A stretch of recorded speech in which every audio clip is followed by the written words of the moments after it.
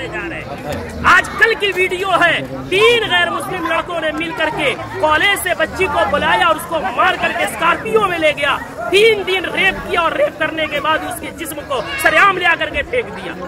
आए दिन ये खबरें आ रही हैं।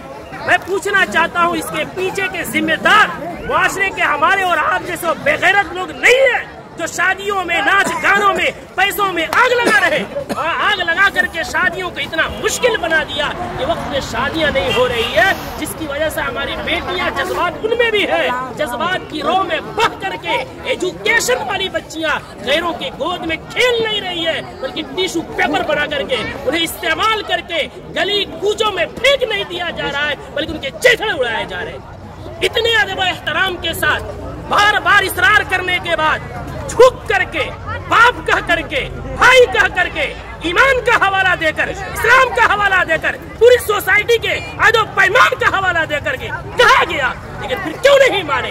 जुर्रत की बात है, हिम्मत की बात है। आखिर वो हिम्मत आई कहाँ से कि पूरा मुआशरा बाइकाट कर रहा है? आप नाचला रहे हैं, चौक पे नचा रहे हैं, पूरा बस्ती इस गुनाह से बचना चाहता है। खुदा का खौफ खाए हम लोग, कल क़यामत में क्या मुंह दिखाएंगे? पूरे गांव में नचाते हुए लेकर आते हैं, मस्जिद के सामने से लेकर आते हैं, पूरे गांव में। ये क्या है? इसको जिद नहीं कहते हैं तो और क्या कहते हैं? इसको हठधर्मी नहीं कहते हैं तो क्या कहते हैं?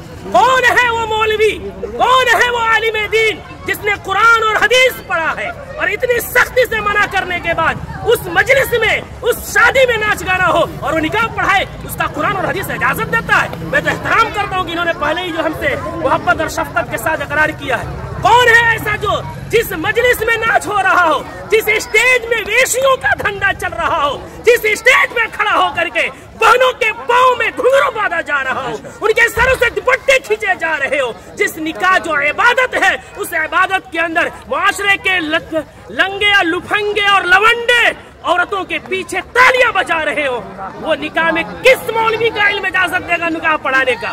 कौन सी कुरान इजाजत देगी? कौन सी हदीस इजाजत देगी? यहाँ सब कलिमा पढ़ने वाले हैं। हम मरेंगे, रब के सामने हाजिर होंगे। दुनिया की बात छोड़े, हमें ये खौफ क्यों नहीं आता कि निकाह एक इबादत है, नमाज भी इबादत है। नमाज में अगर कोई गाना बजाए, नमाज का मजाक है। निकाह में कोई गाना बजाए, वो निकाह का मजाक नहीं तो क्या है? जो मौलवी कुरान की आयत पढ़ेंगे उनका मजाक नहीं तो क्या है? हदीस पढ़ेंगे, उनको पैरों की ठोकरों में रखना नहीं है तो क्या है?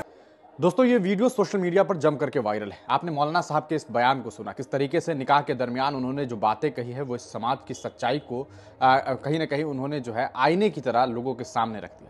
जो हकीकत, जो सच्चाई उन्होंने बताई है, ये सिर्फ कुछ लोगों की हकीकत नहीं, बल्कि यूँ कहा जा सकता है कि इस कौम, खास करके जो मुसलमान हैं, वहाँ सबसे ज़्यादा ये मसले मसाइल जो है अब देखने को मिल रहे हैं। जिस कौम को ये समझाया गया, जिस कौम को लेकर के ये बातें कही जाती है कि भाई यहाँ इस तरीके के काम की कोई जगह नहीं है, वहाँ इस तरीके की लगातार हरकतें की जा रही है। हालात तो इतने ख़राब हैं कि कई जगहों पर ये देखने को मिलता है कि शाम में जो है वो जलसे का इनेकाद किया जाता है शादी से पहले, और जलसे के ख़त्म होने के बाद उसी स्टेज पर नाच गाना और पार्टी शुरू हो जाती है शादी को लेकर के। तो ये हालात हैं। इन हालात में जिस तरीके से, जिस जज्बे के साथ अपने कहा सकता है अपने आप पर वो काबू नहीं कर पाए, अपने गुस्से को, अपने जज्बात को कंट्रोल नहीं कर पाए, और जो बयान उन्होंने दिया है वो बेहद शानदार है। इस कौम की सच्चाई को बयान उन्होंने कर दिया है। जिस कौम को लेकर के ये बातें कही जाती है कि भाई यहाँ तो सब कुछ आसान तरीके से बताया गया, कहा गया कि निकाह को इतना आसान कर दो, इतना आसान कर दो, इतना आसान कर दो कि जिना जो है खुद खत्म हो जाए।